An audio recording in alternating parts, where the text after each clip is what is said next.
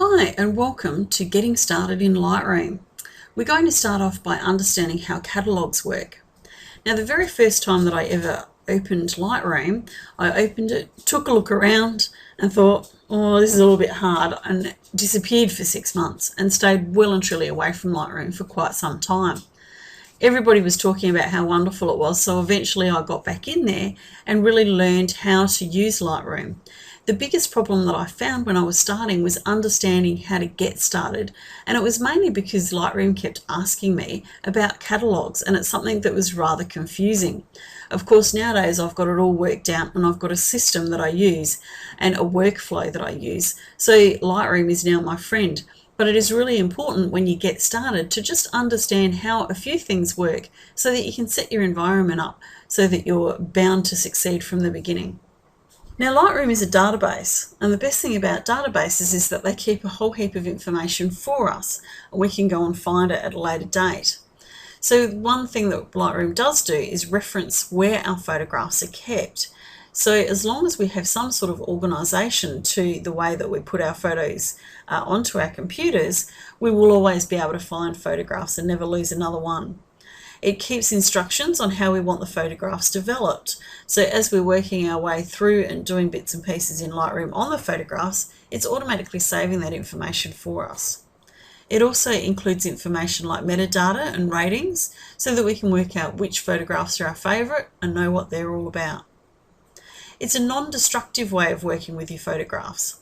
That means that the original files will always be there untouched, so you will never lose your original files again. You can store your photographs anywhere and still access the information for them within the catalogue. If Lightroom is not plugged into an external drive, for instance, that you might have information on, it keeps all the thumbnails for the images so you can continue working. It's only when you go to export the images that you will need access to the original files. Organise, don't agonise. There's been so many times where I've had files that have gone missing on my computer, and it's only because I wasn't organised in the first place. So it's really important to make sure that if you're going to set up a workflow for your Lightroom, that you are organised from the start. If you're organised at the start, you'll never lose a photograph again. Now, size does matter in Lightroom. Depending on how you want to shoot will depend on how you're going to set your catalogues up. Each person is going to have to make this decision for themselves. This is something that you need to decide as your workflow.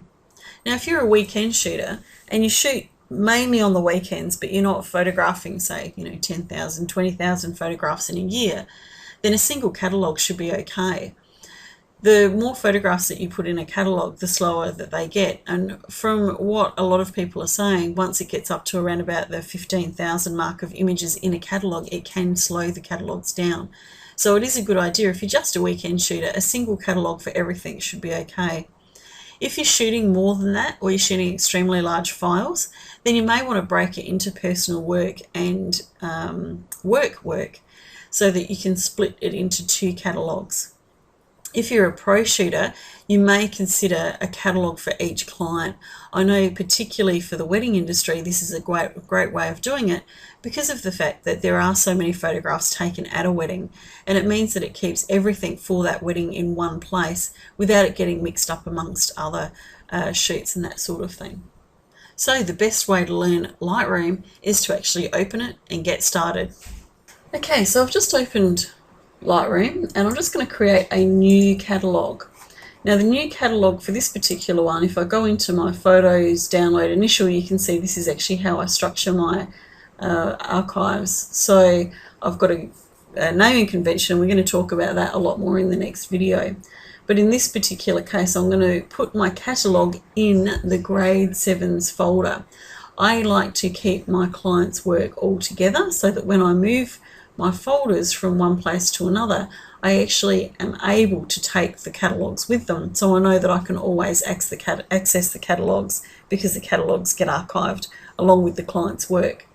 Because I do many shoots, this is what works for me. So I'm going to double click on that folder and you can see all my raw files in there. I'm now just going to give it a name, grade 7s, and click on save.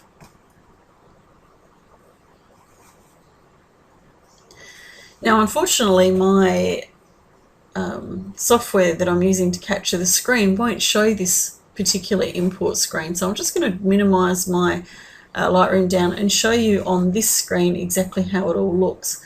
What I've done here is I've gone down and imported my photographs on the side here. So rather than import them from my card, I've already downloaded them onto my hard drive, which is my local disk C, in my download photos initial folder, which is also where my catalogue sits, and I'm now able to import those photographs. So you can now see the files is just starting to come in here with our import files at the current location. To import files, you can either go up to File and then Import Photos and Video, or you can come down to this button here, which is also the same thing, so it will import from there. So that's how you get your photographs into Lightroom. The next video will look at the library and develop modules within Lightroom and how we organise our files initially to be able to get sorted and get organised. I'll see you in the next video.